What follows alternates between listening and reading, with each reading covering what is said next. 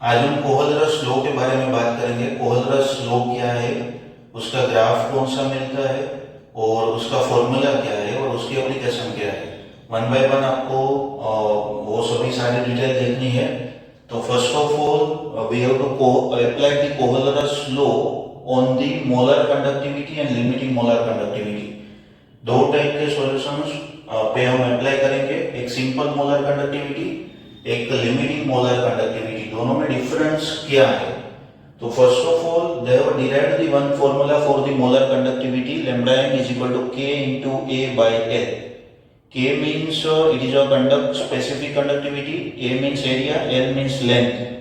अगर आप length 1 centimetre इधर 1 मीटर ले लेंगे और area is equal to volume count कर लेंगे, because of A into L, L cut हो जाएगा तो ओवरऑल आप काउंट करेंगे के इंटू वी मिलेगा। Further, Kohlrausch they have derived the one equation. This is the lambda m is equal to lambda naught m minus ac raised to 1 by 2. It is a root c. अगर आप y is equal to mx plus c के साथ वो formula को compare करेंगे तो mathematical term में वो स्ट्रेट लाइन इक्वेशन के साथ मैच हो जाएगा। तो यहाँ पे हमको एक ग्राफ प्लॉट करना है। y एक्सिस पे lambda m लेना है, this is the lambda m। x axis पे रूट c लेना है, this is the x axis of root c। अगर हम टू टाइप्स का ग्राफ प्लॉट करेंगे, one is a strong electrolyte, second for the weak electrolyte. Strong electrolyte means what? अगर आपने water में कोई भी सॉल्ट और कोई भी कंपाउंड ऐड किया तो 100% डिसोसिएट हो जाएगा, इट मींस स्ट्रॉन्ग इलेक्ट्रोलाइट। अगर वीक इलेक्ट्रोलाइट होगा तो उसमें 1 to 2% ही डिसोसिएशन होगा, नॉट 100%, तो it's called as a weak electrolyte. हम दोनों की कंपैरेटिवली चेक करेंगे तो KCl as a strong electrolyte है, KCl, NaCl, NaOH, KOH these all are strong electrolyte। अगर हम वाटर में ऐड करेंगे तो 100% और डिसोसिएट हो जाएगा। Acetic acid, ammonium hydroxide, this is the weak electrolyte, वो वीक इलेक्ट्रोलाइट है। अगर वाटर में हम ऐड करेंगे तो 1 to 2% ही डिसोसिएट होगा। तो स्ट्रॉन्ग इलेक्ट्रोलाइट का ग्राफ स्ट्रेट लाइन मिलेगा, यहाँ पे स्लोप नेगेटिव है, that's why down side graph मिलेगा। अगर आप वीक इलेक्ट्रोलाइट का ग्राफ प्लॉट करेंगे तो वीक इलेक्ट्रोलाइट में लाइक दी कर्व शेप का ग्राफ मिलेगा आपको। दोनों ग्राफ एक ही lambda m versus root c के ग्राफ में रिप्रेजेंट कर दिया। उसके अकॉर्डिंग वन फॉर्मूला है like the all this a value, a is a slope, for example we have calculated slope y by axis, this is the according to this equation m is equal to slope is equal to minus a, this value is minus a. Either the minus a value is dependent based on the anion and cations. अगर anion कितना है, cation कितना है, उस पर depend करेंगे।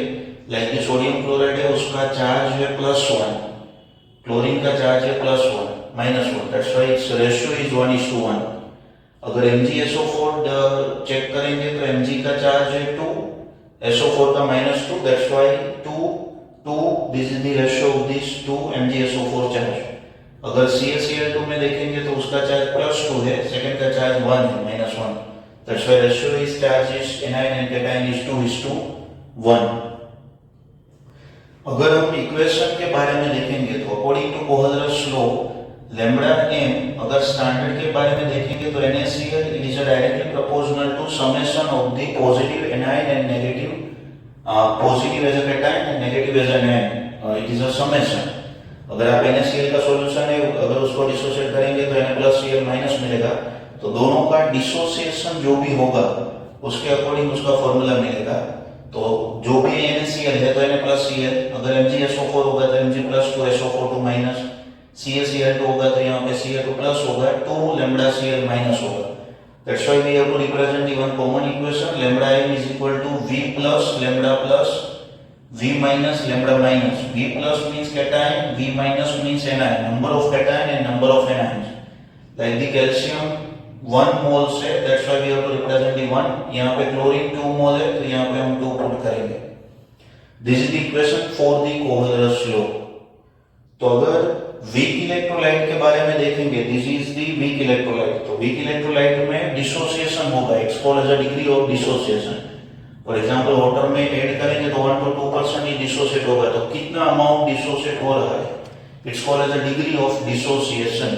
We have to represent on the alpha sign alpha is equal to lambda m by lambda naught m.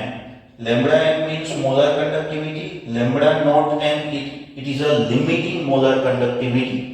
यहाँ पे ग्राफ को बैक साइड हम टच करेंगे तो y एक्सिस पे कहाँ पे भी वो टच हो जाएगा. इट्स कॉल्ड एज इंटरसेप्ट, और इंटरसेप्ट में लिमिटिंग मोलर कंडक्टिविटी मिलेगी.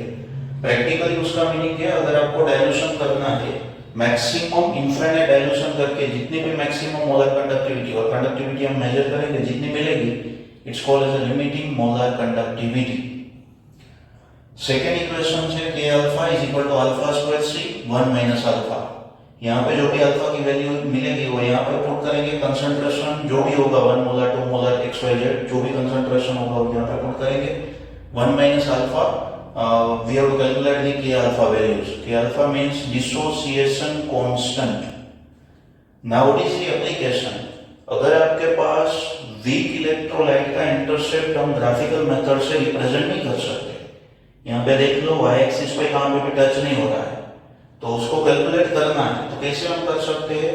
तो यूजिंग द स्ट्रॉन्ग इलेक्ट्रोलाइट, जितना भी स्ट्रॉन्ग इलेक्ट्रोलाइट है उसका बेसिक समेशन टेक्निक से हम वीक इलेक्ट्रोलाइट का मोलर कंडक्टिविटी और limiting molar conductivity easily find कर सकते हैं using the basic summation technique. That's why it's called as a Kohlrausch law plus we have to apply on the calculation of the weak electrolyte. Weak electrolyte का calculation करना है तो using this technique we have to easily calculate them. तो this all are related with the Kohlrausch law. अगर उसमें कोई doubt है तो आप मुझे कमेंट सेक्शन में कमेंट कर सकते हैं.